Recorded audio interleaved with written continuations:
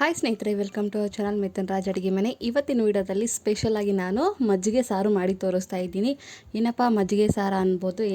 ಯಾವಾಗಲೂ ಒಂದೇ ಥರ ಮಜ್ಜಿಗೆ ಸಾರು ಮಾಡಿಕೊಂಡು ಬೋರ್ ಆಗಿದ್ದರೆ ಒಮ್ಮೆ ಈ ಥರ ಸ್ಪೆಷಲಾಗಿ ಮಾಡ್ಕೊಂಡು ತಿನ್ನಿ. ಒಂದು ತುತ್ತು ತಿನ್ನೋರು ಜಾಸ್ತಿಯಾಗಿ ಫುಲ್ ಪ್ಲೇಟ್ ಖಾಲಿ ಮಾಡ್ತಾರೆ. ನಾನು ಗ್ಯಾರಂಟಿ ಕೊಡ್ತೀನಿ, ಅಷ್ಟು ರುಚಿಯಾಗಿರುತ್ತೆ.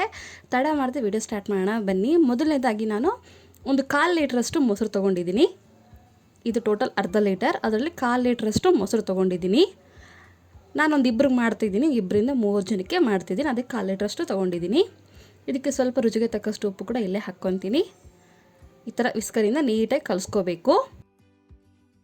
ಇವಾಗಲೂ ಒಂದೇ ಥರ ಮಾಡಿ ಬೇಜಾರಾಗಿದ್ದರೆ ಡಿಫ್ರೆಂಟಾಗಿ ಟ್ರೈ ಮಾಡ್ತಾನೆ ಇರಬೇಕಲ್ವ. ಅದಕ್ಕೋಸ್ಕರ ಇವಾಗ ನೀರು ಎಷ್ಟು ಬೇಕೋ ಅಷ್ಟು ನೋಡಿಕೊಂಡು ಹಾಕ್ಕೊತ ಹೋಗಿ ಇನ್ನೊಂದ್ಸರಿ ನೀಟಾಗಿ ಕಲಿಸ್ಕೊತೀನಿ. ಕೆಲವೊಬ್ಬರಿಗೆ ಗಟ್ಟಿಯಾಗಿದ್ದರೆ ಇಷ್ಟ ಇರುತ್ತೆ, ಕೆಲವೊಬ್ಬರಿಗೆ ತೆಳುವಾಗಿದ್ದರೆ ಇಷ್ಟ ಇರುತ್ತೆ ಮಜ್ಜಿಗೆ. ನಿಮಗೆ ಯಾವ ಥರ ಕನ್ಸಿಸ್ಟೆನ್ಸಿ ಬೇಕೋ ನೋಡಿಕೊಂಡು ಮಾಡ್ಕೊಳ್ಳಿ. ನಾನು ಇಷ್ಟ ಆದರೆ ಮಾಡ್ಕೊಂಡಿದ್ದೀನಿ, ತೀರಾ ತೆಳುವಲ್ಲ ತೀರಾ ಗಟ್ಟಿಯಲ್ಲ, ಅಷ್ಟು ಮಾಡ್ಕೊಂಡಿದ್ದೀನಿ. ನೆಕ್ಸ್ಟು ಒಂದು ಮಿಕ್ಸಿ ಜಾರಿಗೆ 3 ಹಸಿ ಮೆಣಸಿನ್ಕಾಯಿನ ಹಾಕ್ಕೊತಾ ಇದ್ದೀನಿ. ಇದು ಮೀಡಿಯಮ್ ಖಾರ ಇರುತ್ತೆ ಮೆಣಸಿನ್ಕಾಯಿ. ನೆಕ್ಸ್ಟು ಸ್ವಲ್ಪ ಶುಂಠಿ ಹಾಕ್ಕೊತಾ ಇದ್ದೀನಿ. ನೀರು ಹಾಕದೆ ಹಾಗೆ ಮಿಕ್ಸಿ ಮಾಡ್ಕೋಬೇಕು.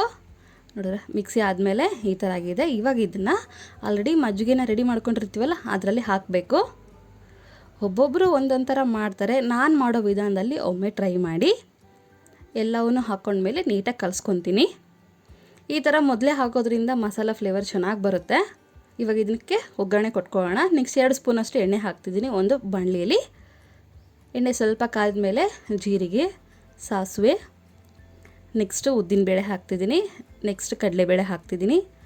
ಒಂದು 6 ಬೆಳ್ಳುಳ್ಳಿನ ಸ್ವಲ್ಪ ಜಜ್ಜಿಬಿಟ್ಟು ಹಾಕ್ತಿದ್ದೀನಿ. ನೆಕ್ಸ್ಟ್ ಒಣಮೆಣಸಿನ್ಕಾಯಿ, ಒಂದು ಸಣ್ಣದಾದ ಈರುಳ್ಳಿ ಸಣ್ಣದಾಗಿ ಕಟ್ ಮಾಡ್ಕೊಂಡು ಹಾಕಿದ್ದೀನಿ. ಸಣ್ಣ ಈರುಳ್ಳಿನ ಹಾಕ್ತಿದ್ದೀನಿ. ನಾನು ಮಾಡೋ ಕ್ವಾಂಟಿಟಿ ಸ್ವಲ್ಪ ಅಲ್ವ, ಅದಕ್ಕೋಸ್ಕರ ಸ್ವಲ್ಪ ಹಾಕಿದ್ದೀನಿ ಈರುಳ್ಳಿ. ತುಂಬ ಫ್ರೈ ಮಾಡಬೇಕು ಈರುಳ್ಳಿ ಅನ್ನೋದೇನಿಲ್ಲ, ಒಂದು 70% ಕುಕ್ ಆದರೆ ಸಾಕು, ಅದಕ್ಕಿಂತ ಜಾಸ್ತಿ ಏನು ಬೇಡ. ನೆಕ್ಸ್ಟ್ ಕರಿಬೇವು ಹಾಕ್ತಿದ್ದೀನಿ.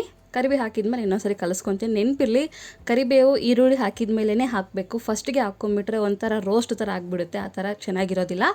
ಈ ಥರ ಹಾಕಿದ್ರೇ ಒಳ್ಳೆ ಟೇಸ್ಟ್ ಅಂತ ಹೇಳ್ಬೋದು. ಈವನ್ ತಿನ್ನೋಕ್ಕೂ ಚೆನ್ನಾಗಿರುತ್ತೆ.